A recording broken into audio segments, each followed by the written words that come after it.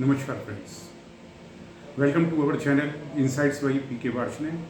आज का विषय है UPI and e payment and settlement systems.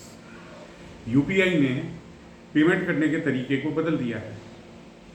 यह एक रियल टाइम पेमेंट सिस्टम जो एनपीसीआई यानी National Payment Corporation of India के द्वारा डेवलप्ड मोबाइल प्लेटफॉर्म के यूज़ के साथ साथ इंस्टेंट और इंटरबैंक ट्रांजैक्शन को अवेलेबल बनाती है। यूपीआई अन्य इंटरनेट बैंकिंग सिस्टम के विपरीत 24 घंटे काम करती है, 365 दिन काम करते हैं, यानी कि 24/7 आवर्स ये फंड का ट्रांसफ़र उपलब्ध कराता है।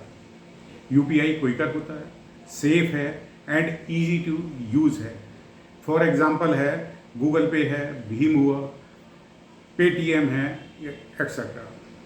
यूपीआई ऐप बहुत ही विश्वसनीय और उपयोग करने में आसान है। बस आपको अपना मोबाइल नंबर प्रमाणित कराना होगा, फिर यूपीआई आईडी बनवानी होगी, फिर उस बैंक का सेलेक्ट करें जिस पर कि आपका अकाउंट ऑपरेट करते हैं, जिससे फंड ट्रांसफ़र के लिए यूज़ किया जाना है। बस इतना ही आपको करना है, आपका काम हो गया। अब आप यूपीआई पे से पेमेंट करने के लिए तैयार हैं। E payment and settlement systems. Bharat में e payment and settlement system मुख्य रूप से फाइनेंशियल ट्रांजैक्शन के लिए है। भारत में ग्रॉस एंड नेट सेटलमेंट के लिए कई मल्टीपल पेमेंट सिस्टम का यूज़ किया जाता है, जैसे आरटीजीएस है, ईसीएस है, ईडीआई है। आरटीजीएस का फुल फॉर्म होता है रियल टाइम ग्रॉस सेटलमेंट। यह सिस्टम दो शब्दों से मिलकर बना है, real time and gross settlement. Real time का मतलब क्या है? रियल टाइम का अर्थ है उस समय पेमेंट के इंस्ट्रक्शन रिसीव होते हैं। ग्रॉस सेटलमेंट का अर्थ है जब फंड ट्रांसफर का सेटलमेंट 1-to-1 बेसिस या लाइन बेसिस पर होता है। तो आरटीजीएस एक ऐसा ट्रांसफर सिस्टम हुआ जिसमें जब इंस्ट्रक्शन रिसीव हुए तब मनी का ट्रांसफ़र एक बैंक से किसी अन्य बैंक में real time and gross basis पर होता है। ECS, electronic clearing system.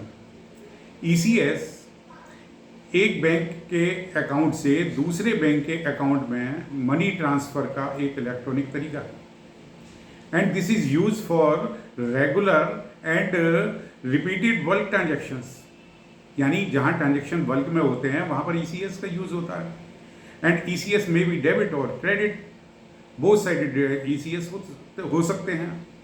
यानी कि जब लोगों को रेगुलर पेमेंट देना हो, जैसे लोन की ईएमआई हुई, इलेक्ट्रिसिटी बिल हुआ, एलआईसी प्रीमियम हुआ है, और जब रेगुलर पेमेंट रिसीव हुआ, जैसे डिविडेंड हो, इंटरेस्ट हुई, सैलरी हुई, पेंशन हुई, तो ये रिसीव्ड होती हैं। तो ईसीएस डेबिट और क्रेडिट बल्क ट्रांजैक्शन के डिस्ट्रीब्यूशन करने में हेल्प करता है। यह ज़्यादातर पेमेंट करने के लिए गवर्नमेंट या इंस्टीट्यूशंस जो होते हैं उनके द्वारा यूज़ किए जाते हैं। ईडीआई। अब ईडीआई क्या होती है? Electronic data interchange. यह इलेक्ट्रॉनिक डॉक्यूमेंट्स के कंप्यूटर टू कंप्यूटर एक्सचेंज की सुविधा फैसिलिटेट करता है, यानी प्रदान करता है, और वो भी विदाउट ह्यूमन इंटरवेंशन और ह्यूमन रीडेबिलिटी। फॉर एग्जांपल जैसे परचेज ऑर्डर हुए और एडवांस शिपमेंट नोटिस हुए आदि के लिए। आज की वीडियो में बस इतना ही। अगर आपको हमारी वीडियो अच्छी लगी हो तो हमारे चैनल को सब्सक्राइब कीजिए, लाइक कीजिए, शेयर कीजिए। संबंधित अन्य जानकारी के लिए हमारी नेक्स्ट वीडियो देखिएगा। धन्यवाद।